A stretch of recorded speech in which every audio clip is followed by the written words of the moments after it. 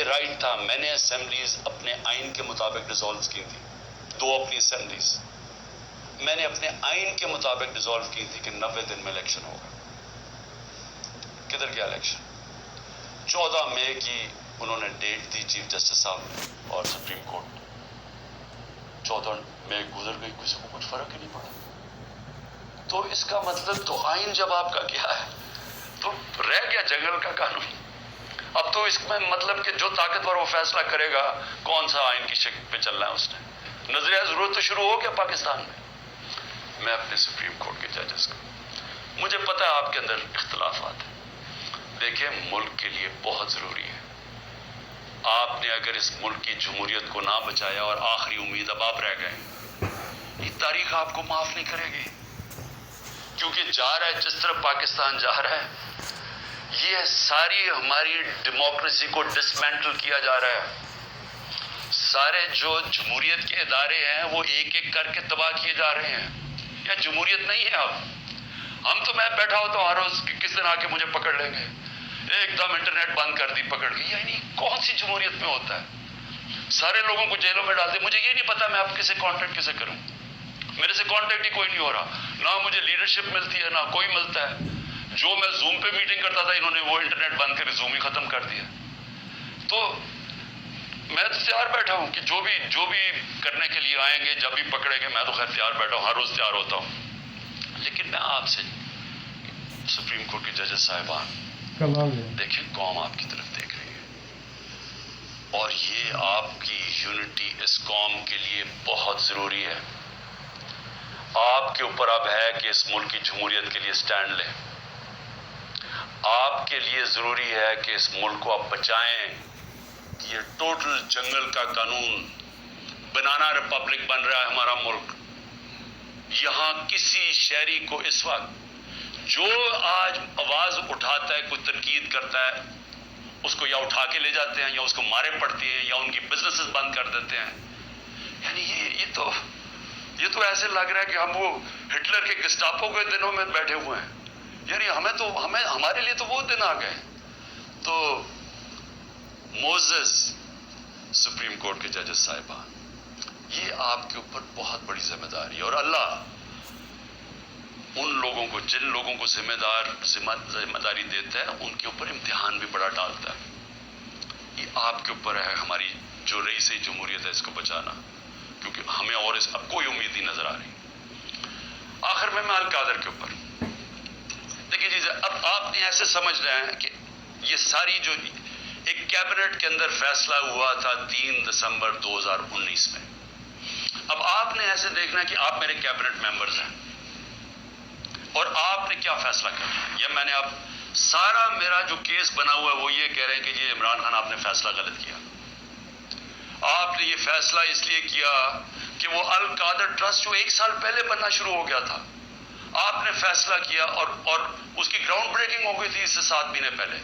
لیکن یہ کہہ رہے ہیں کہ وہ القادر ٹرسٹ میں کیونکہ آپ کو فائنینشلی فائدہ ہوا جو کہ نہیں ہوا, اس لیے آپ نے یہ غلط فیصلہ کیا. اب یہ فیصلہ کیا تھا ذرا آپ نے سمجھنا ہے کہ آپ میرے کیبنٹ ممبر ہیں. کیبنٹ کے سامنے یہ چیز رکھی گئی کہ جی ہمارے ایک ملک ریاض کے اور این سی اے ہوتا ہے نیشنل کرائمز, ان کی نیشنل کرائم ہوتی ہے ایجنسی, وہ این سی اے نے ملک ریاض کے پیسے فریز کر دیے 190 ملین پاؤنڈ انگلینڈ کے اندر. اور ورڈ یہ سنیں, انہوں نے کہا یہ سسپیشس ٹرانزیکشن ہے. انہوں نے منی لانڈرنگ نہیں کہا, انہوں نے کہا کہ ہمیں شک ہے کہ یہ پیسہ یہ وائٹ پیسہ نہیں ہے, بلیک کا پیسہ ہے. انہوں نے پیسے فریز کر دیے. ملک ریاض اور این سی اے کے بیچ میں ایک اگریمنٹ ہو جاتی ہے, ان کے وکیل اگریمنٹ کر لیتے ہیں. اس اگریمنٹ کے تحت یہ فیصلہ ہوتا ہے, ملک ریاض کہتا ہے کہ یہ جو 190 ملین پاؤنڈ ہے یہ میں پاکستان میں جو میں نے سپریم کورٹ کو وعدہ کیا تھا, جو میرے اوپر جرمانہ لگا تھا, میں یہ اس اکاؤنٹ میں ڈالنا چاہتا ہوں سپریم کورٹ کے. ہماری کیبنٹ کے سامنے اب یہ آتا ہے کہ آپ کے پاس 2 چوائسز ہیں.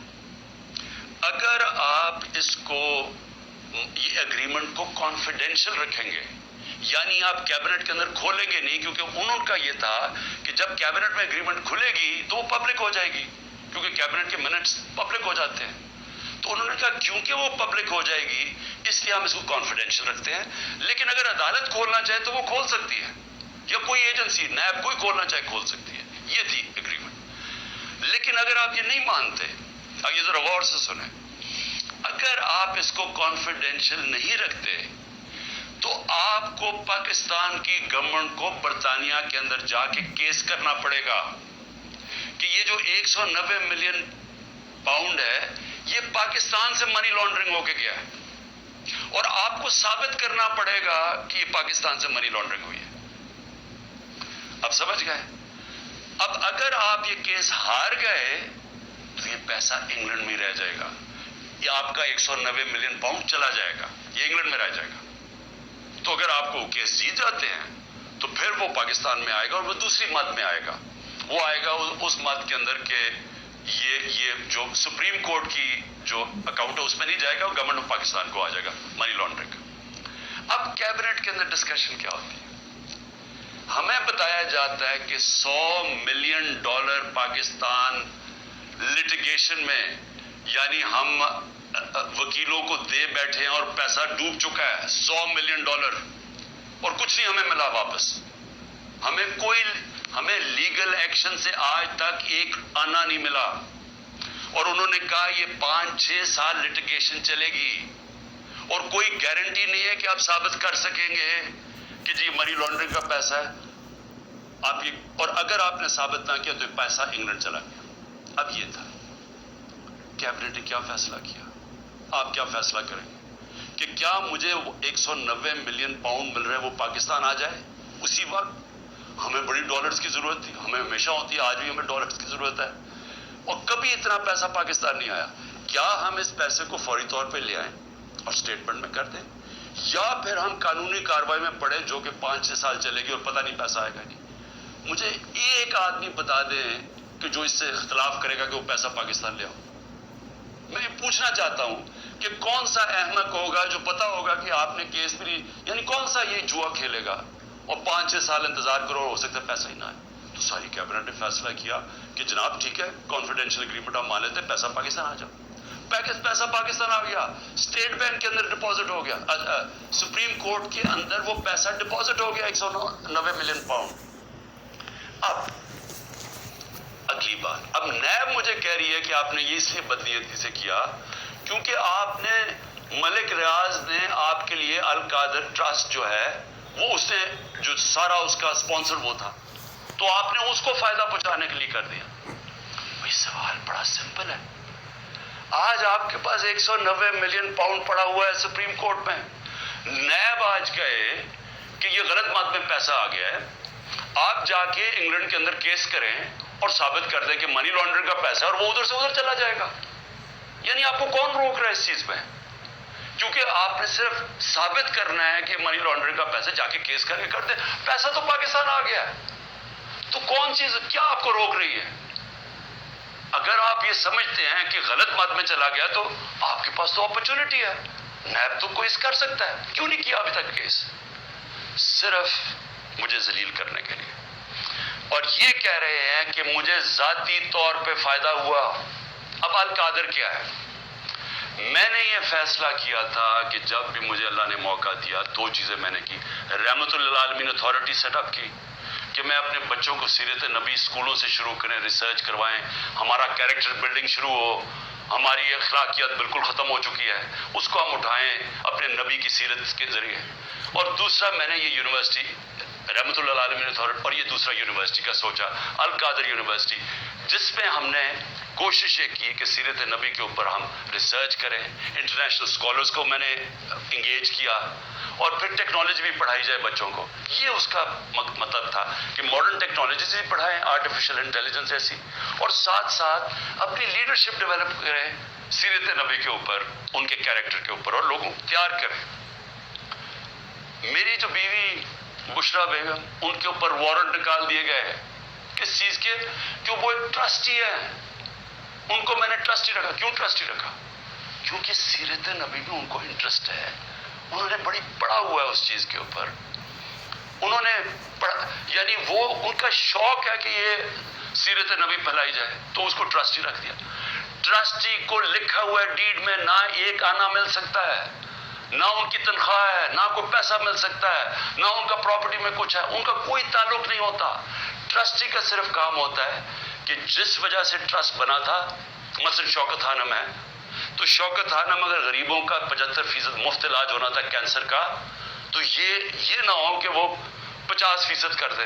یعنی اس لیے ہوتا ہے ٹرسٹ. جو پالیسیز ہوتی ہیں وہ باقی پروفیشنل چلایا جاتا ہے، چاہے وہ القادر ہو، چاہے نمل یونیورسٹی، چاہے شوکت خانم. نہ مجھے 1 روپے کا فائدہ آج تک شوکت خانم سے ہوا ہے، نہ نمل یونیورسٹی سے ہوا، اور نہ القادر سے ہوا. کیونکہ القادر ایک پروفیشنل اب وہ چل رہا ہے، وہاں سارے بچوں کو مفت تعلیم مل رہی ہے، جو بھی القادر میں پڑھ رہے ہیں سب کو مفت مل رہی ہے. اور ان کو جس طرح میں نے آپ کو کہا کہ اس کا مقصد کیا.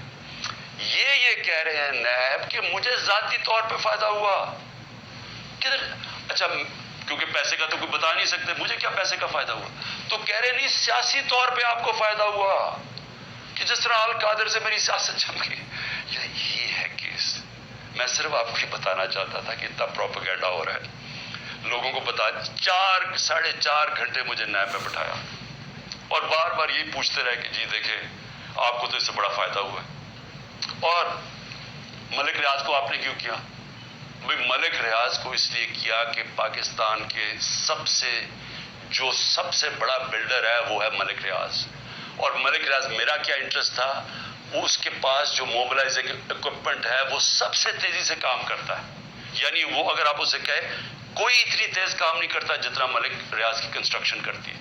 میرا انٹرسٹ کیا تھا کہ وہ جلدی سے سیٹ اپ ہو القادر، جتنی جلدی سیٹ اپ ہو، اور میں اگر پرائم منسٹر تھا میں ان کو فائدہ پہنچا سکوں، انٹرنیشنل اسکالرز لا سکوں ہوتے ہوئے اس وقت. میرا تو صرف یہ انٹرسٹ تھا. اور مجھے اس سے کیا انٹرسٹ ہے؟ جس طرح ہر سال شوکت خانم میں 9 ارب روپیہ اکٹھا ہوتا ہے، تو کیا وہ میری ذات کے لیے ہو رہا ہے؟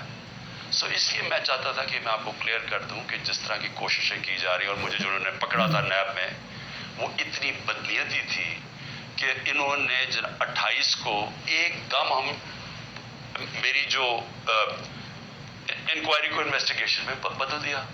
مجھے انکوائری رپورٹ ہی نہیں دکھائی، اور 28 کو انکوائری سے انویسٹیگیشن کرتے ہیں، 1 تاریخ کو میرا وارنٹ نکال دیتے ہیں، اور مجھے پتہ ہی نہیں ہے کہ قانون کہتا ہے کہ انکوائری میں میرا جواب آنا چاہیے. اور جس دن میں اٹھاتے ہیں مجھے وہاں سے رینجرز آ کے مجھے جس آپ کے سامنے جو طریقہ انہوں نے اختیار کیا مجھے اٹھانے کا، اس دن میں بیل لینے کے لیے بیٹھا ہوا تھا، کیونکہ ہمیں اخباروں سے پتا چلا کہ انہوں نے انویسٹیگیشن کر دیا. کوئی انصار عباسی کا آرٹیکل ہے 30 اپریل کو، تب ہمیں پتا چلا کہ انہوں نے انویسٹیگیشن کر دیا. میرے وکیل نے لکھا لاہور اسلام آباد ہائی کورٹ کو، یہ کیا مذاق ہو رہا ہے؟ تو میں اس دن اسلام آباد ہائی کورٹ اس پہ جا رہا تھا عدالت میں، جب انہوں نے ادھر سے اغوا کر کے باہر لے گئے اور پکڑ کے. جب میں جب جیل میں پہنچا تو پہلے ہی دفعہ تب انہوں نے مجھے انکوائری رپورٹ دکھائی. تو یہ تھا سارا ڈرامہ. میں نے کہا آپ سب کو بتا دوں. آخر میں اپنی ساری قوم کو کہنا چاہتا ہوں کہ دیکھیں یہ جو برا وقت ہے یہ ایک اللہ کا نظام ہے، اس میں ہمیں صبر کرنا چاہیے. کوئی ہمیں اس میں دل برداشتہ نہیں ہونا چاہیے. قوموں کی زندگیوں میں یہ مشکل وقت آتے ہیں، اور کئی میرے لوگ بہت مشکلوں سے گزر رہے ہیں. لیکن باقی ساری قوم کو میں ایک چیز کہنا چاہتا ہوں، اپنے ذہن میں ڈال لیں کہ اس طرح کی غلامی، یہ شذیذیت، اس طرح کی غلامی کو قبول کرنے سے بہتر ہے مر جاؤ. اللہ نے آزادی کو کیوں اتنا بڑا رتبہ دیا؟ کیوں جو انسان اپنی آزادی کے لیے لڑتا ہے اللہ نے اور مرتا ہے تو اس کو شہید کہتا ہے، اور جو بچتا ہے اس کو غازی کہتا ہے. پیغمبروں کے بعد شہید کا سب سے بڑا رتبہ ہے. کیوں ہے؟ کیونکہ اللہ نے آپ کو بتایا ہے کہ انسان آزاد میں نے پیدا کیا ہے، لا الہ الا اللہ. وہ کسی انسان کی غلامی کے لیے نہیں، اس نے ہمیں پیدا کیا. یہ جو ہمیں غلامی کروا رہے ہیں کہ پکڑ کے جناب دبا کے، گلا دبا کے، اور کہیں کہ جناب میں تحریک انصاف چھوڑ رہا ہوں، اس لیے نہیں پیدا کیا. اور قوم جب ظلم کے سامنے سر جھکا دیتی ہے، خوف کے بت کے سامنے جھک جاتی ہے، कौम तबाह हो जाती है। इसलिए हौसला रखना है। आपका कप्तान जब तक उसके अंदर खून है वो खड़ा है, आखिरी गेंद तक लड़ने वाला कैप्टन है आपका। हार मानने का सवाल पैदा ही नहीं होता। जो भी ये करेंगे मैं उसके लिए तैयार हूं। इसी कौम को भी मैं ये कहना चाहता हूं कि आपने किसी सूरत